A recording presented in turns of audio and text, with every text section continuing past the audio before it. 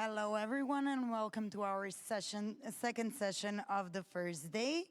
Today we have our repeater, Andy Preston. He was here last year, got an amazing reviews. So please join me and welcome Andy again back on the stage. Thank you, Maya. Thank you very much. Welcome, everyone. So I know we have mainly Croatians over here. Hopefully have different nationalities over here. My name's Andy Preston. I'm from Manchester in the UK, home of the world's greatest football team. Maybe just don't play like that at the minute. We need Ronaldo to start scoring more. But it's my second time here in Croatia. My pleasure to be back, to have so many international guests. And I want to talk today about standout selling, how we can differentiate from our competition, how we can win business over them, and as business gets tougher in the next 12 to 18 months, how we can make sure the business comes to us and not to our competitors. And you'll see a number of mistakes that your competitors are making right now, even this morning that I've noticed, you can learn from today. So as we're talking, if you want to take pictures, I don't send the slides out because they're mainly pictures, but if you want to take pictures of them on your phones, please do so. If you have questions for me, I find that questions probably only relate to you. So what I do, instead of needing to ask me in here, I'll give you as much time as I can, and then I'll hang around afterwards, grab me, ask me any questions that you might not want to share in a big audience. I'm happy to do that. If any questions come in from the live stream, then I'll take those in the room so they can get theirs answered. But everyone here, I'll hang around afterwards and have a chat. So the first thing that Maya and the guys told me is that when I come to Croatia, I have one of the best audiences ever, and that they'll give me an amazing round of applause. And when you guys clapped as I came on stage, I kind of got a bit British politeness, and I'm not even in Britain anymore. So I'm going to give you a second opportunity for like a really loud round of applause. Okay, let's go.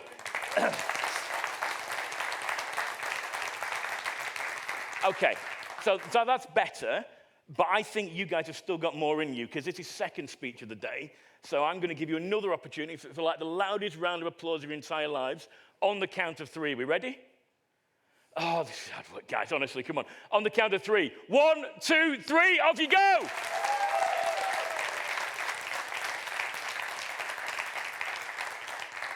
Perfect, guys, thank you very much. So that's actually just accomplished two things. Number one, it's won me a bet with Maya, where I said I would get the loudest round of applause of any speaker at the event so far.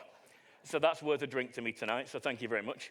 But secondly, and more importantly, who believes your round of applause when I asked you at the end was louder than it was at the beginning? Who believes that? Hands right in the air if you think that's true. Your round of applause at the end was louder and more enthusiastic than the first one. Why?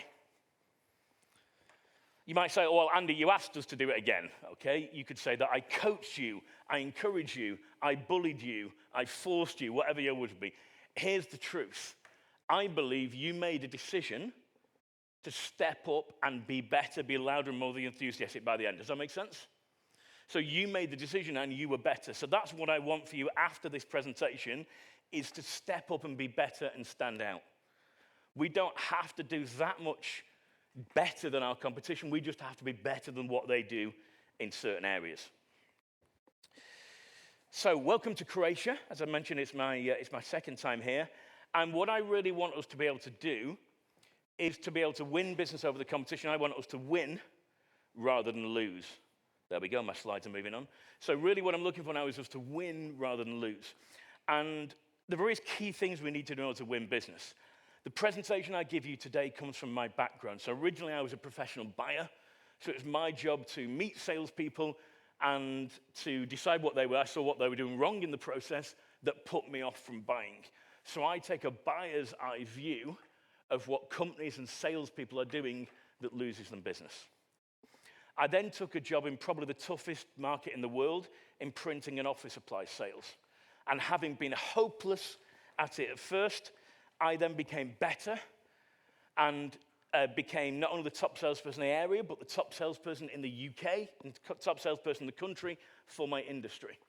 Now, interestingly, what I was selling was not interesting, sexy, vibrant like yachts. It was pens, pencils, and Post-it notes. Very non-sexy stuff, right? I had 150 competitors who sold exactly the same thing in Manchester city centre where I'm from. Same product, same service, same quality, everything exactly the same. The catalogue I had, the only difference between me and the other 150 competitors was that I had my company name and phone number printed on the front, and they had their company name and phone number printed on the front. Page 32, item A, exactly the same. The only thing that was different was the price. Because I worked for a franchise organization, we had to pay 15% royalty fees on all our sales to head office.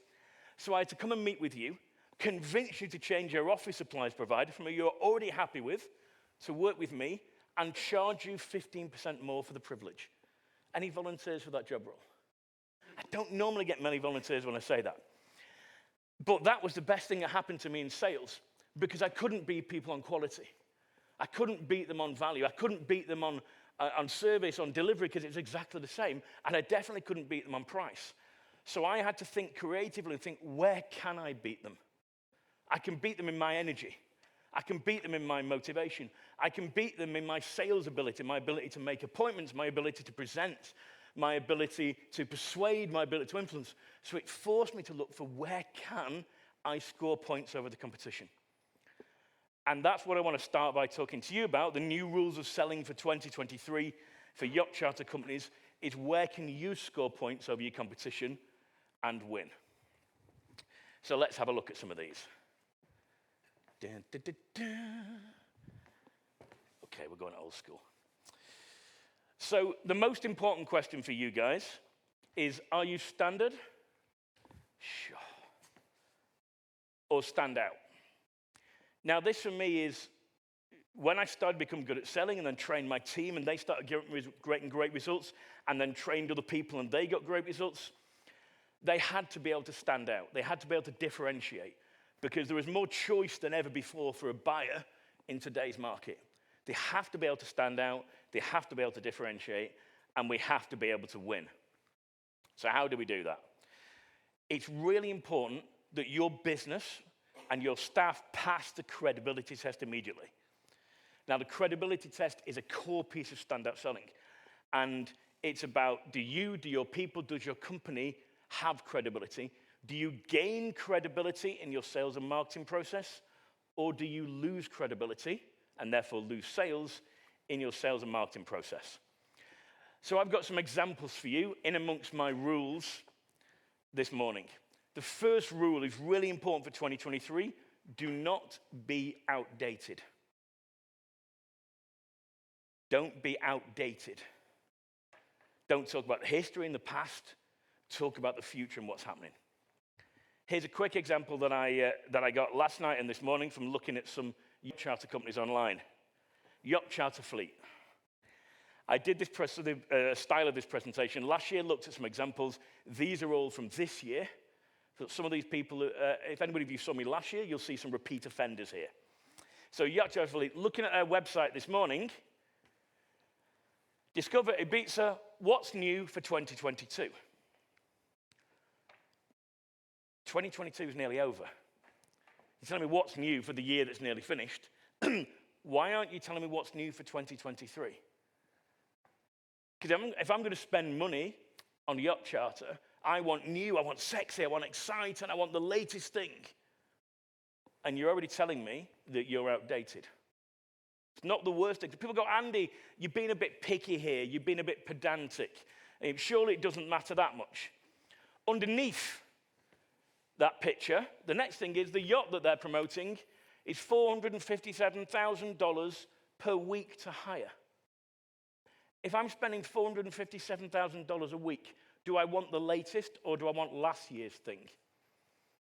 I want the latest and newest thing. You could have put me off as a buyer just browsing your website. You might not even know I've been there, and now I've gone to your competitor. So essentially, your website is an unpaid business development person for your competitor because it's sending people to look elsewhere just based on what I'm seeing immediately. They're losing business and don't even know it. Second rule, make it easy for people to buy. And the reverse is also true. Don't make it difficult for them to buy. Here's an example of a yacht charter company making it difficult for somebody to buy. Wyco, who again come up really well on the searches. We have a look at the website, and it's okay. There's actually quite a nice post here, be first on board Ken Show. So that's exciting to somebody who's going to spend that kind of money on Yacht Charter, be the first people on board. That's fantastic. But I can't click on it.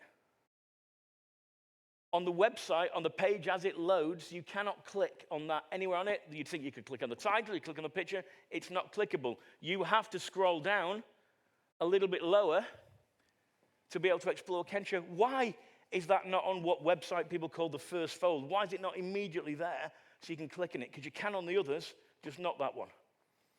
Again, if I've got that kind of money, I don't want to go through hoops. I don't want to jump through hoops. I don't want to take ages to be able to buy from you. I want to be able to look at the information I want immediately.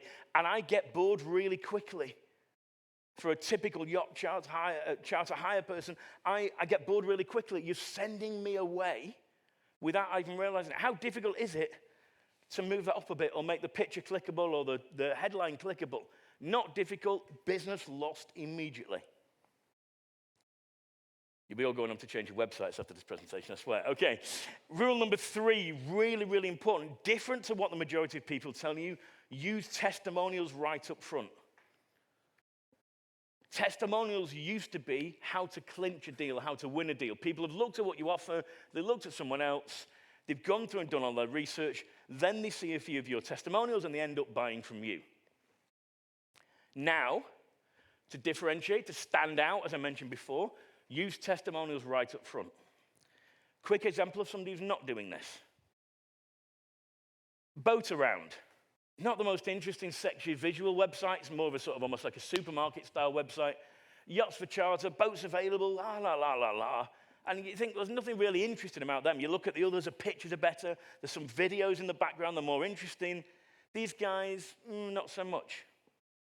Then you scroll down the page, just a little bit further, and you see that they've got 4.8 trust score on Trustpilot of 2,038 reviews. So a lot of people think they're really good. Why is that not right at the top? Why have I had to hunt for that information? Because I looked at the website, I thought, that's a bit boring. I've probably gone onto another website, gone onto one of their competitors, yet they've got possibly the best score in the industry, and they're not talking about it. How crazy is that? So if you've got testimonials, even if you don't have an amazing Trustpilot score like that, if you've got testimonials, get them right up front on your website. Get them whatever information you're sending. You send an information pack out. Get the testimonials at the front of it. Highlight other people saying how good you are. Particularly if it's something like Trustpilot, there's an independent website that people have posted on to say you're really good. Get that right up front.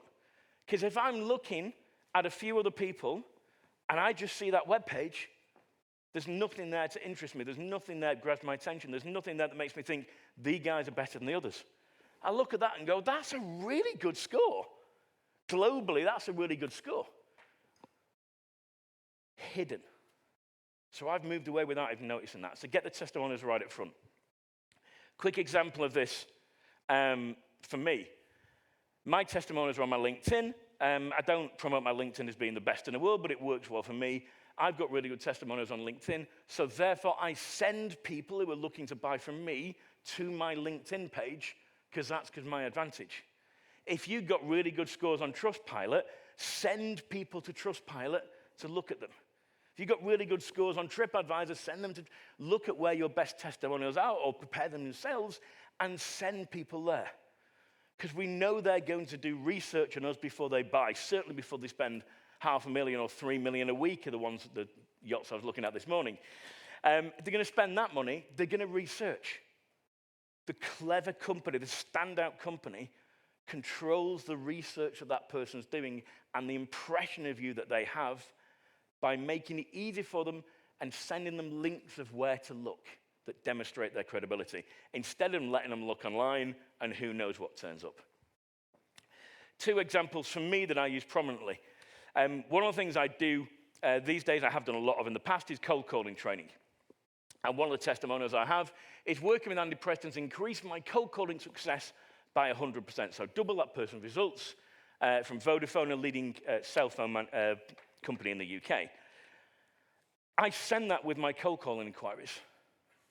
They look at my results, where I score loads of points. They look at my competitors' results, not that I really believe I have any competition, and they go, Andy must be good at what he does because he's got those kind of results from those kind of companies.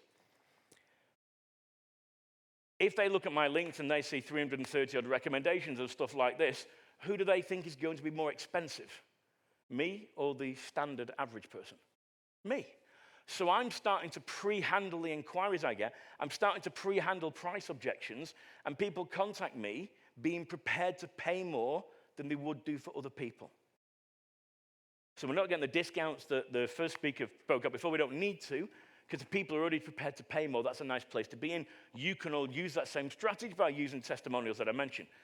If I get a piece of technology work, I do a lot of work in technology. Andy Preston helped me close an opportunity worth over £500,000. Rackspace, one of the largest hosting providers in the world. I've got plenty of testimonials like that. They go right up front to my customers. It shows relevancy, it's the right industry. It shows that I deal with high-value deals, shows that my work gets results.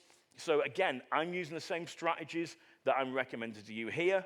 Get your testimonials right up front. And if you haven't got good testimonials, go and talk to your existing customers and get them from them. Especially video testimonials. Video testimonials are way more believable because it's someone else talking to camera. Even if you record them on Zoom or something, someone else talking to camera about how good you are, that's far more impressive than a text one on your website that you might have made up. I know there's some people talking on LinkedIn here. Neeraj has got a session this afternoon, I think. Daniel's on tomorrow. Talking about LinkedIn and social selling, et cetera, et cetera. Definitely get to go those session and Josh as well. Let's support our colleagues here. But also, LinkedIn's the second base recommendation you can have because you don't type it into LinkedIn or Trustpilot, something like that. Other people have to place it there and you can't edit it.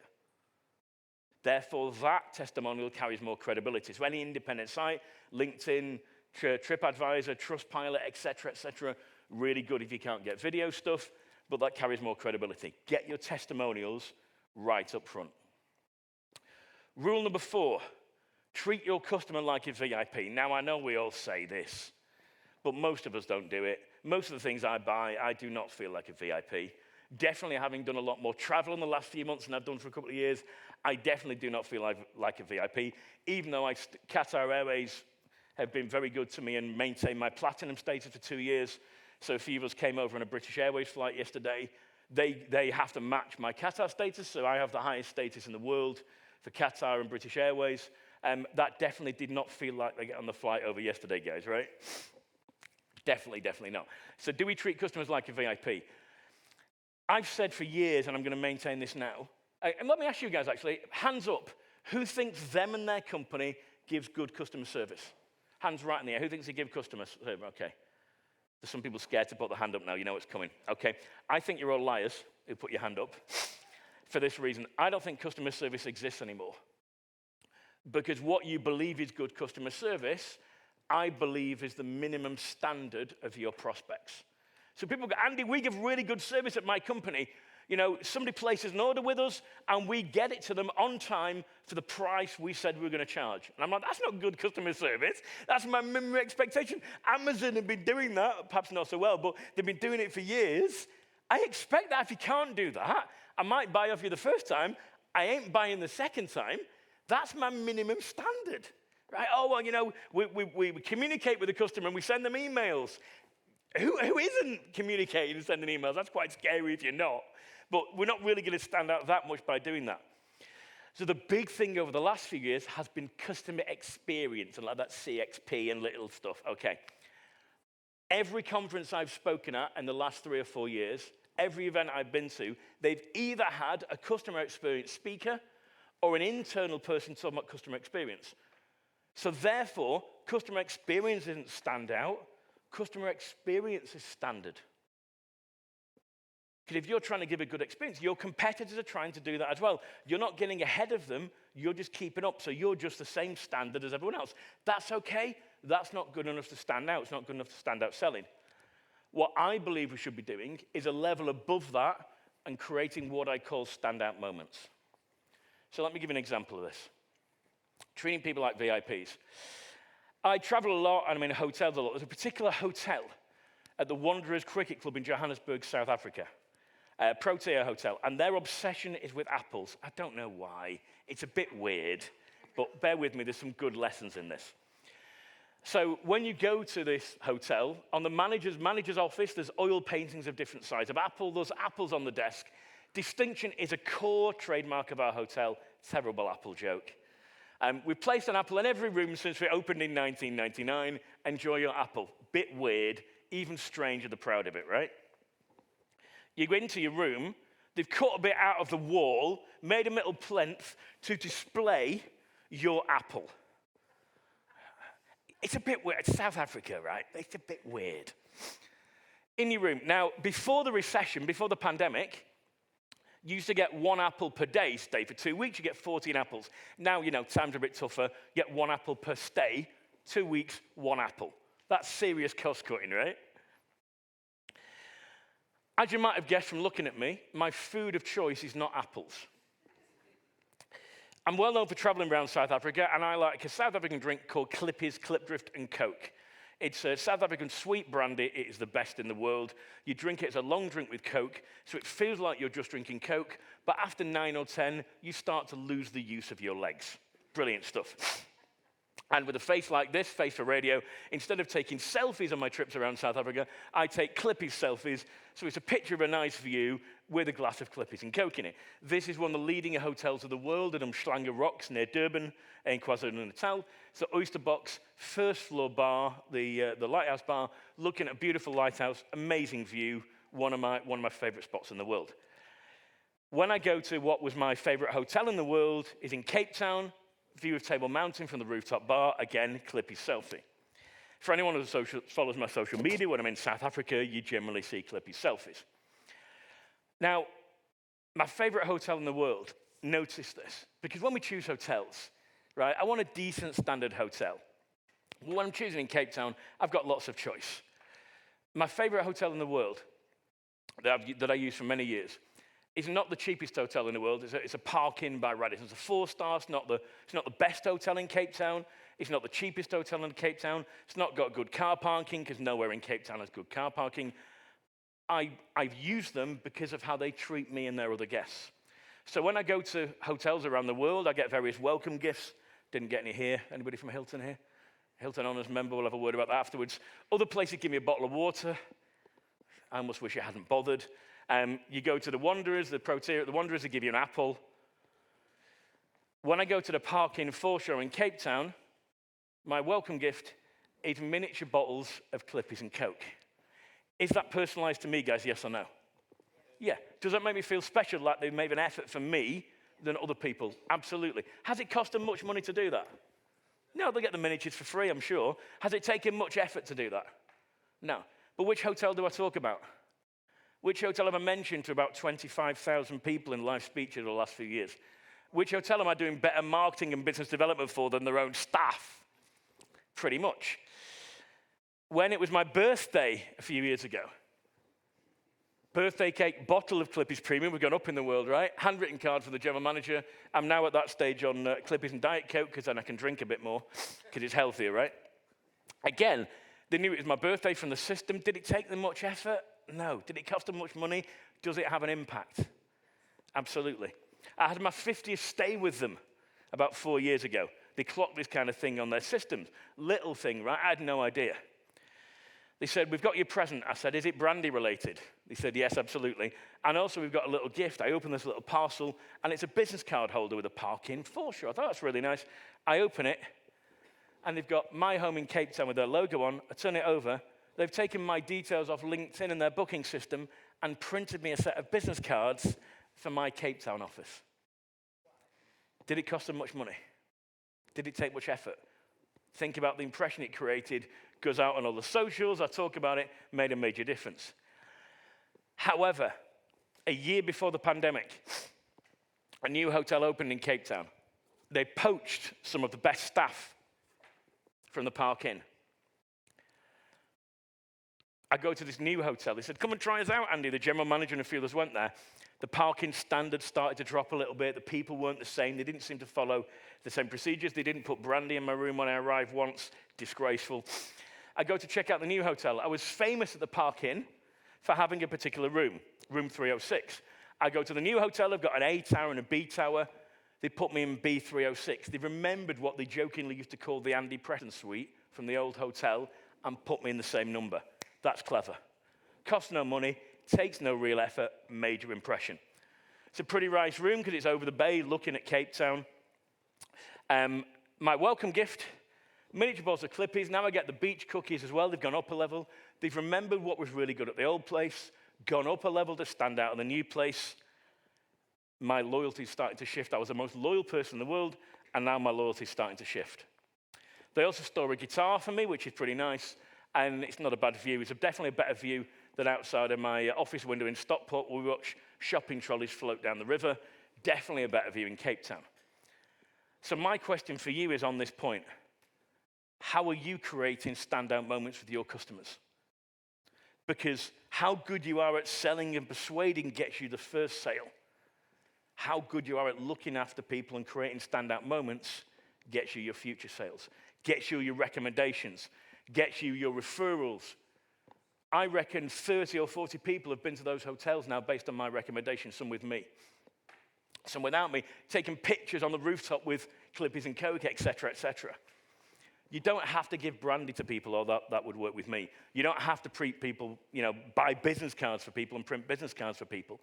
But what can you do to stand out in your business so people come back to you even if you're more expensive? They recommend and refer other people to you, even if you're more expensive and not quite as easy to work with, or there's something difficult in the process, that they want to work with you more than anyone else. And in the face of competition who cut prices and do deals, have more budget for marketing, you can still win if you create standout moments. Okay, rule number 5. Let's get back into some rules. Number 5, don't ignore bad feedback. You cannot afford bad feedback in a market that's coming. We're going to get, generally speaking, we're going to get less inquiries next year than we would have had in previous years. So therefore, we need to get more of the market. The inquiries we do get, we can't afford to lose. We can't afford to ignore bad feedback. Here's an example of somebody ignoring feedback right now. Boat Around.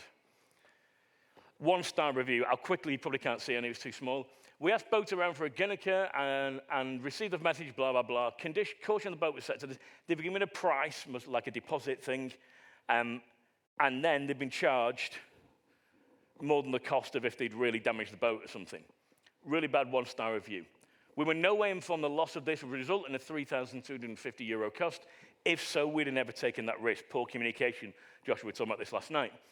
And the final line here, final paragraph, we still hope Boat Around will come around with a solution.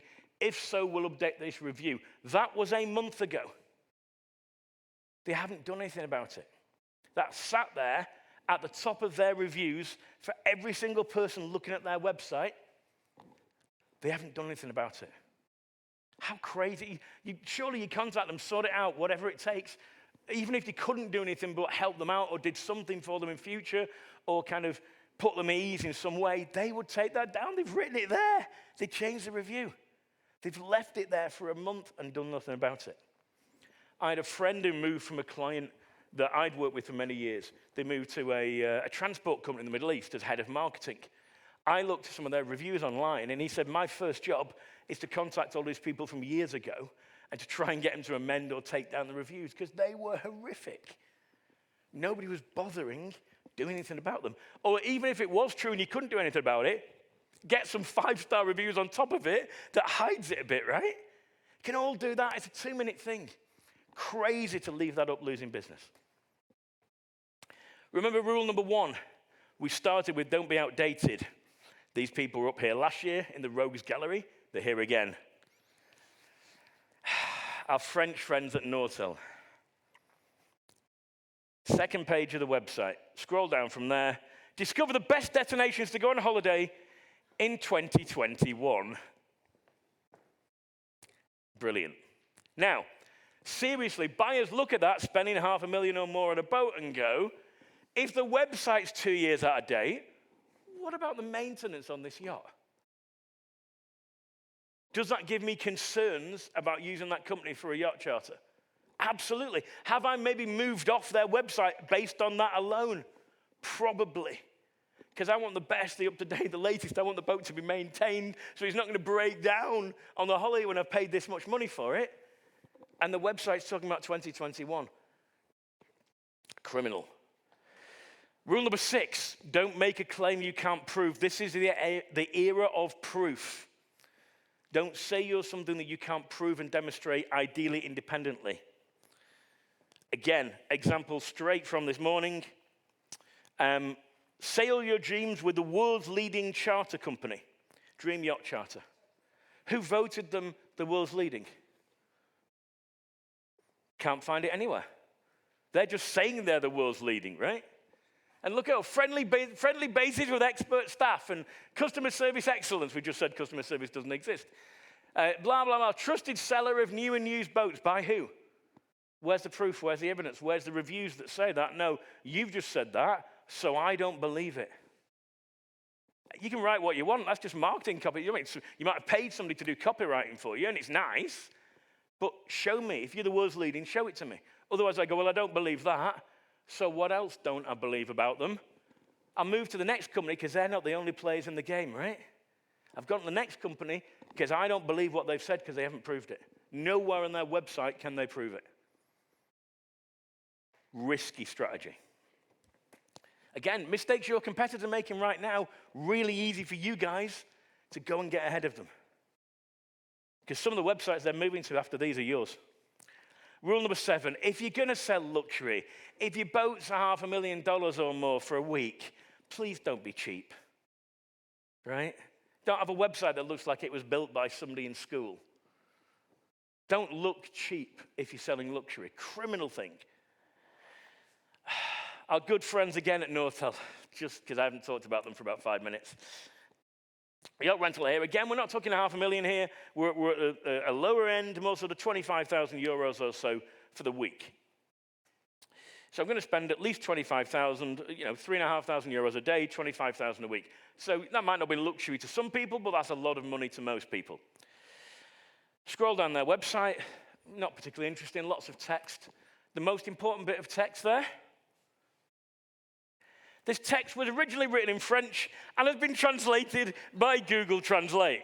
So I'm going to spend 25,000 euros with you, or €500,000, and you can't be bothered to pay somebody to convert the language to English. Now, not just because I'm English, I think everyone should speak English, but it's the most common language in the world you're going to translate into. I've got language translation clients. That's not expensive. The worst thing is, it's a different page, but I used the same example last year. So that's been up there over 12 months. If I'm going to spend 25,000 euros or more with somebody, I don't want you to be cheap in the translation, because have you been cheap in the maintenance? Have you been cheap in this yacht? Have you been cheap in buying petrol? Are you going to ask me for a higher deposit when I turn up than was agreed, maybe, because you've got to pay the actual boat or the skipper more money? That's crazy. It's been up for a year. I love Nortel. They give me some great examples for you guys. Okay, now the next point on Nortel while I'm here, they have, if you look on that page, a buyer protection rating of below 4. Buyer protection rating of 3.8. It says good.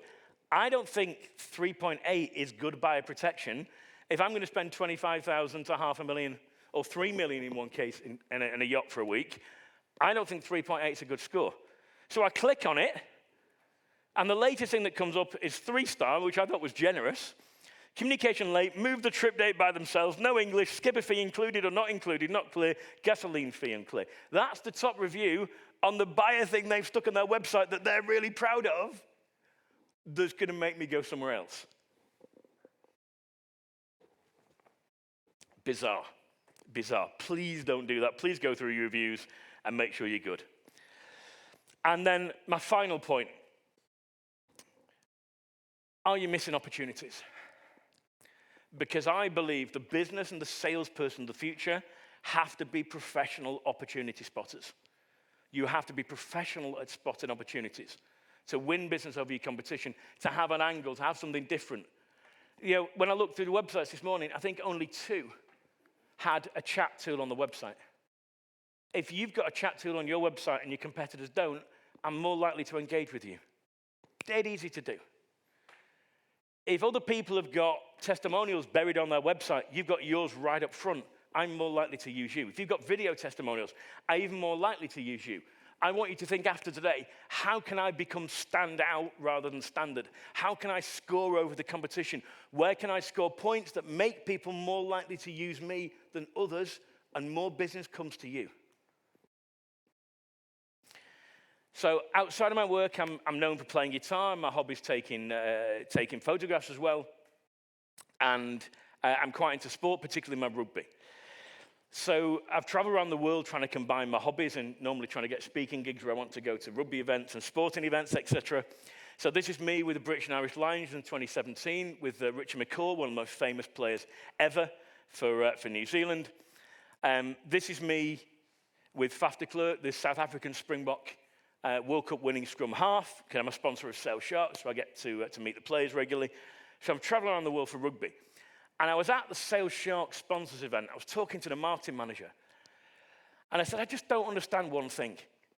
I said, when I see pictures of the away games or game reports or programs, and you've got pictures of your players at away games, the credit is to a professional image library, which means that somebody taking photos of your team, selling it to an image library, and you're buying them back for thousands or 10,000s of pounds. That makes no sense. He said, well, Andy, our photographers don't go to away games. They won't travel. They'll do their home games, but they won't travel. So we pay expenses for a local person to go. They sell their pictures, and we then buy them off the library. So that makes no sense. First of all, as a sponsor, I'm not happy how you're using my money.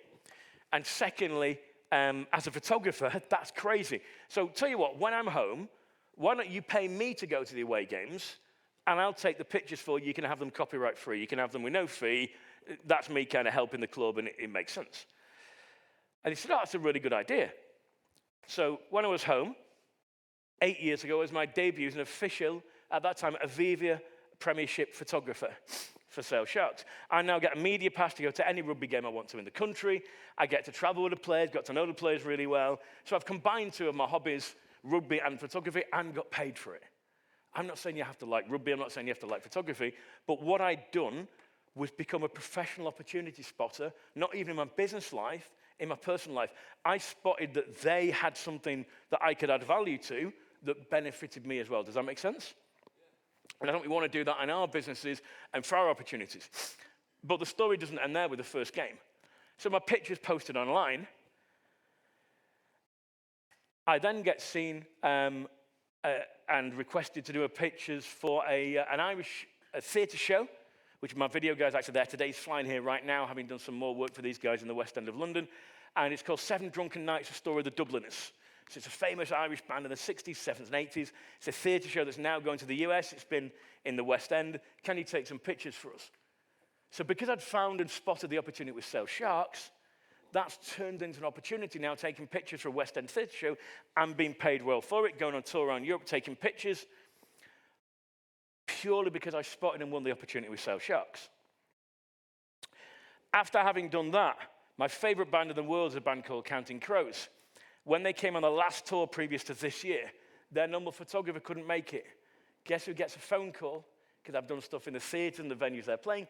Guess who gets a phone call to go on tour with his favorite band in the world and take pictures of their UK tour and get paid for it?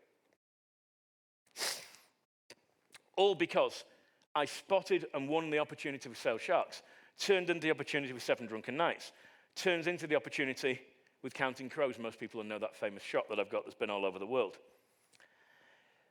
But the story doesn't end there, because I went to do my friend's wedding in South Africa. Who'd seen my pictures. While I was there, I get a phone call from the Professional Speakers Association of Namibia. I didn't know there were any professional speakers in Namibia. There's certainly none full-time. And they said, Andy, we've got a problem. Our headline speakers dropped out for our first conference. We know you're in Cape Town. You're only a couple of hours away by flight, by plane. Can you come and help us? I said, of course I can come and help. I go to Namibia, I do the speech. He says, Andy, as a thank you, we'll take you on safari here. Now, I've got all my camera kit with me because I come to do my friend's wedding. So I'm now on safari, and I got this picture in Namibia. The safari lot, and this came about, my friend's wedding came about because he saw me pictures of 7 Drunken Nights, which came about because they saw the pictures of sail sharks and counting crows and yada, yada, yada. All this builds on itself. The safari lodge then contacts me afterwards and said, Andy, we really like your picture, and we want to use it mainly because there's a tooth missing, if you'd noticed, so it's quite an unusual one. They said, we want to use your picture to promote our safari lodge. If we use all of your pictures, can we do a trade that you can come on safari with us anytime you're in South Africa? You can come to Namibia for free as our guest. I've never said yes to anything as quickly in my life. So I now do it as a lodge for free. That wouldn't have happened if I hadn't had my camera kit at my friend's wedding, which wouldn't have happened if they hadn't seen my stuff online for Counting Crows, which wouldn't have happened if I hadn't have won 7 Drunken Nights, which never would have happened if I hadn't had that conversation at Sail Sharks. So my point to you is, you can't trace what happens as Steve's job says going forward. You can't see it in advance, but you can trace it backwards. If I'd never had that conversation at Sail Sharks, none of that would have happened. I wouldn't even have the story to tell you today. So here's my wish for you. My Sail Sharks conversation is your next conversation with a prospect. If you win that piece of business from your prospect, you're likely to get future business off them. If you look after them well, you get recommendations, referrals from them that bring you lots of new business, just like it did for me. If that next piece of business goes to your competition, they get that person's future business till they mess up. They get that person's referrals. I want that business to come to you. I can't wait to see where you are in 1 year, 3 years, 5 years, 10 years' time based on what you've learned today and what you've implemented from me and my friends down here. So make sure we're standout salespeople rather than standard. Look to win the sales advantage and cover the gaps that your competitors are missing out on right now. Make sure that you've not got those gaps in your business. Before I finish, I want to make sure we've got the most motivated, enthusiastic group of people in the whole of Croatia here today. So we're going to give the loudest round of applause of your entire lives on the count of 3. Are we ready? Sure, you guys are hard work. Let's all stand up. Let's do it properly. Nobody complains in Croatia. This is great. In England, I don't want to stand up. In Manchester, they're terrible. Brilliant. Everybody on the feet. The loudest round of applause of your entire lives on the count of 3. 1, 2, 3, off you go!